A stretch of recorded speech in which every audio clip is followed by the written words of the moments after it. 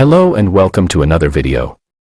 We ran across a lot of issues that has affected a lot of people, especially Americans.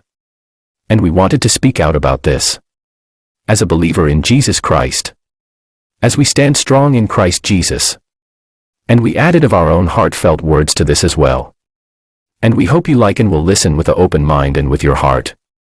It is really heartbreaking to see this happen, and we all know the reasons why. As Ronald Reagan stated, we can't help everyone, but everyone can help someone. So what is your excuse? Right now, the reason why we can no longer grieve for George Floyd. As of right now, we grieve now for America, as we see all these hate crimes go on and go unpunished. But punish you if you stand up for what is right. As terrorists set a homeless man's belongings on fire as he slept on the streets, and treat you as you're a drunk or a drug addict if you're homeless, 'cause you do everything you can to survive.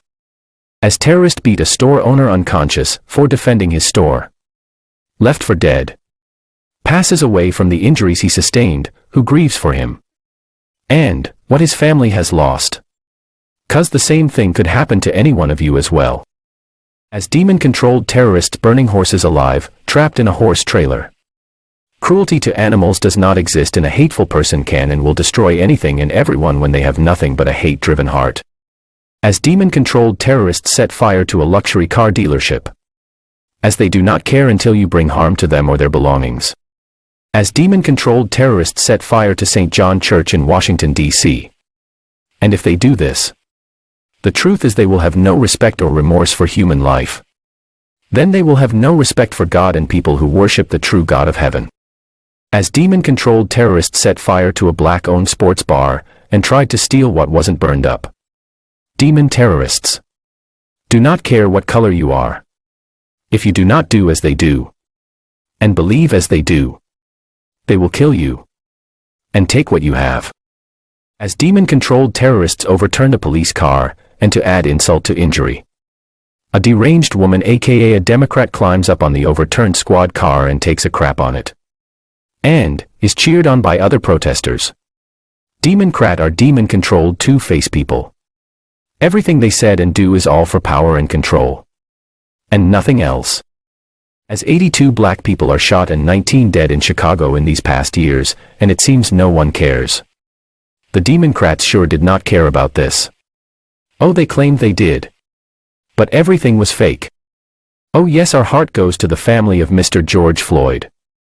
And we feel the injustice done to him, as it was Democrat-controlled city. But right now, we grieve for America as a whole. 'Cause if things do not change in America and get back to the basic of a godly believing nation under God, all Americans and others, the fact is we are all going to wind up like Mr. Floyd. And, right now, Democrat terrorists have their knee on the throat of America. And, we the people can't breathe.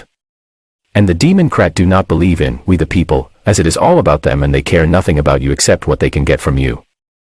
And all they want is controlled over your life and children and your money. And take away your freedoms and rights. And leave you to die. George W. Bush stated, "Use power to help people. For we are given power not to advance our own purposes nor to make a great show in the world, nor a name.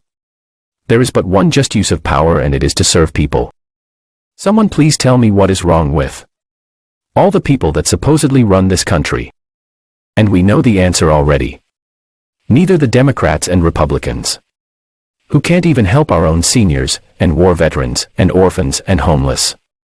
And the Democrats are making it worst for everyone, pushing their ungodly things on others, and make you subject under their control. But yet in the past years the Democrats have provided direct cash aid to all these countries and seem to neglect their very people in the USA. Basically, they do not give a damn about the American people. Except they want control over your children and your money and your life, and put you under their thumb, and when they push the button you will jump. It is slavery all over again. But yet in the past years the Democrats have provided direct cash aid to all these countries and seem to neglect their very people in the USA. Basically, they do not give a damn about the American people. Except they want control over your children and your money and your life, and put you under their thumb, and when they push the button you will jump. It is slavery all over again. $125 billion to Ukraine. Hamas, $351 million. Libya $1.45 billion. Egypt, $397 million. Mexico, $622 million. Russia, $380 million. Haiti, $1.4 billion. Jordan, $463 million. Kenya, $816 million. Sudan, $870 million. Nigeria, $456 million. Uganda, $451 million. Congo, $359 million. Ethiopia, $981 million. Pakistan, $2 billion. South Africa, $566 million. Senegal, $698 million. Mozambique, $404 million. Zambia, $331 million. Kazakhstan, $304 million. Iraq, $1.08 billion. Tanzania, $554 million. Now with literally billions of dollars given to these countries and they still hate Americans. All because of the leadership and the government. Our retired seniors are living on a fixed income and receive no aid from the government at all. They gave their lives to defend the freedoms the Americans have, and the government treats them like crap. Nor do they get any breaks while our government and religious organizations pour hundreds of billions and tons of food to foreign countries, instead of taking care of their own members and communities. And in Canada as well. Seniors have to count pennies to pay for groceries. They have no respect for military veterans either. Now we have hundreds of adoptable children who are shoved aside to make room for the adoption of foreign orphans. And they push the gender trash on our own children.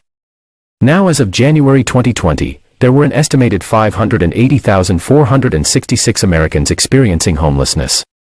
America, instead of the home of the brave and the land of the free, is now we have a country where we have, and you're going to be slaves to this government. Unless you find the truth. 'Cause you can't stop what you cannot see. And it is a spiritual war. As millions of homeless are without shelter, and children going to bed hungry, and the elderly going without needed medication, and the mentally ill without treatment. And no one seems to give a damn about. And the states get the money. But they're democrat controlled, and that is the problem. Now there is nothing wrong with helping other countries.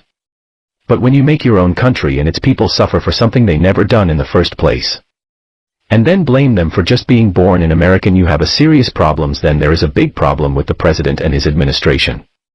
As greed drives more than compassion. As the president and his administration does not love or care about this country and the people that he himself was born in, he actually hates it and the people. And only using his position and destroying the people for his own personal gain. And make enemies around the world. So, what's next? Well, one thing is for sure. If this is what the president and his administration calls his Build Back Better agenda, then we have a lot of difficult days ahead. But he is not worried. Not from where he is sitting at. Now the bottom line is that president has a spending problem, and he's maxing out our nation's credit card. But as the saying goes, the first step to treating an addiction is admitting you have a problem. It's time for president to do just that and get our economy back on track before it's too late. Now look at all of this as they have claimed to said and done. And as a result it is nothing but lies on paper. And claim as a result of president's economic plan, 2021 and 2022 were the two strongest years of job growth in history. Nearly 11 million jobs have been created since president took office, including 750,000 manufacturing jobs. The unemployment rate is at a 50-year low, and a record number of small businesses have started since president took office. Black Americans and Hispanic Americans have near record low unemployment rates, and people with disabilities are experiencing record low unemployment. They claimed as a result of historic legislation the president has signed into law, there is a manufacturing boom taking hold across America. In 2 years, companies have announced nearly $300 billion in manufacturing investments in the United States. These investments are ensuring the technologies of the future are made in America, and bringing back supply chains from overseas. And they are creating good-paying jobs, including union jobs and jobs that don't require a 4-year degree. And they claimed on his first day in office, January 20, 2021, the president signed a historic executive order directing the federal government to use every tool available to advance equity and racial justice. As a result, the administration has taken bold action to narrow the racial wealth gap, invest in communities facing persistent poverty, and advance programs and policies to deliver racial justice. President has delivered criminal justice reforms to improve prison conditions and help people get back on their feet after incarceration. To strengthen public safety and public trust, he signed a landmark executive order on safe, effective, and accountable policing that mandated federal reforms such as banning chokeholds, restricting no-knock entries, creating a national police accountability database, and restricting the transfer of military equipment to local police departments. Now, did this help prevent the deaths in Chicago has topped 600 homicides and 2,600 shootings in 2022, according to new Chicago Police Department data. Of December 1, 2022, and on December 26, 2022, at least 3 people died and 13 others were wounded in shootings across Chicago over the Christmas weekend. The ages of the victims range from 17 to 55 years old. Remember, these innocent people would have never been killed in the first place if President had did what he said and enforced it. But you see, nothing was done on the local level. But people believe the lies that was told to them, especially the black community. And they claimed and make people believe it's the climate is to blame for all the problems happened instead of telling you the truth. The U.S. is positioned to achieve our ambitious climate goals of cutting our emissions in half by 2030 and net zero emissions by 2050. The President has taken executive action and signed legislation to develop clean energy at home, accelerate the adoption of electric vehicles, and reduce pollution that endangers overburdened communities. And the President is lowering energy costs for families, creating good-paying jobs, and ensuring America leads the global clean energy economy. Says the President also protected more lands and waters in his first year than any president since John F. Kennedy.